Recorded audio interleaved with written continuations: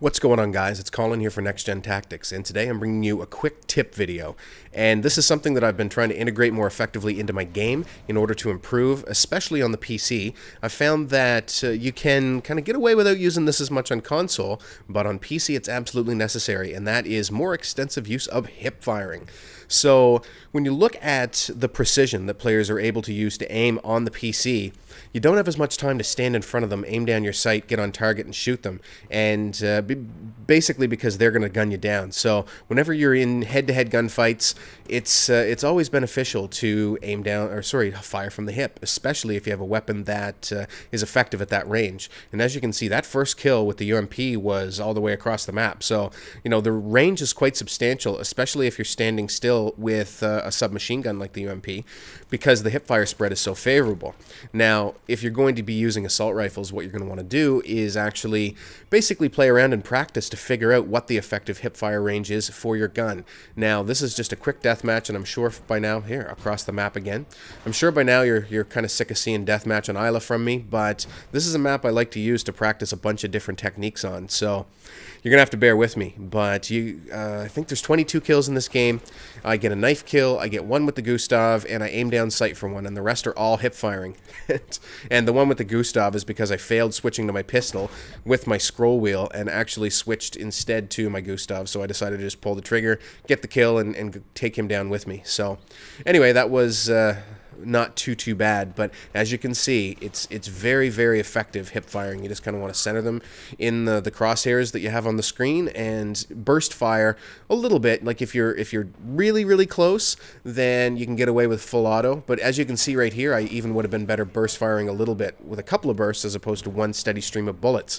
But if you tap your if you tap the trigger while hip firing, then it's a very, very effective technique. And what it allows you to do is stay more mobile.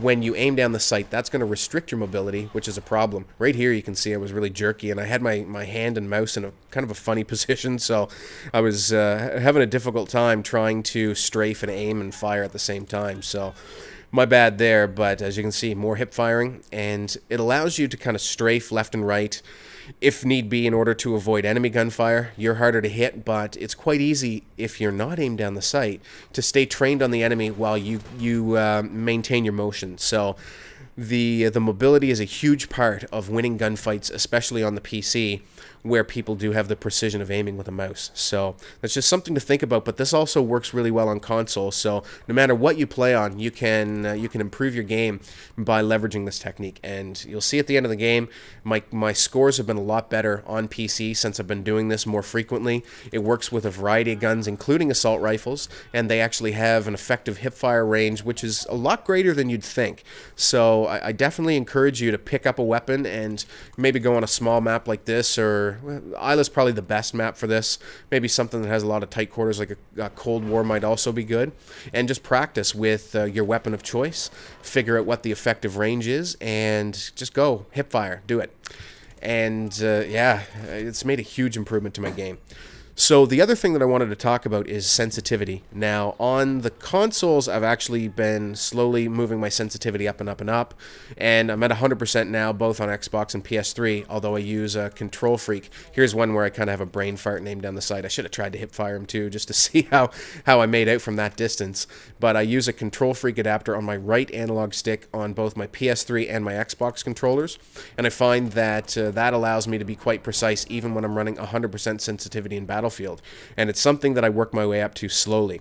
Now, on the PC, what you have is a setting on your mouse called DPI, which is dots per inch. And if you leave your game sensitivity at default and your Windows pointer speed at default, then you can find a DPI setting that feels comfortable where you have control. But then what you can do is crank up that DPI setting and lower your Windows mouse pointer speed in order to find a nice happy medium. And that's a tip I got from my good friend Don't Blink. Play around with that and you'll find your scores are improving. Anyway, that's it for me, guys. Cheers. We'll talk soon.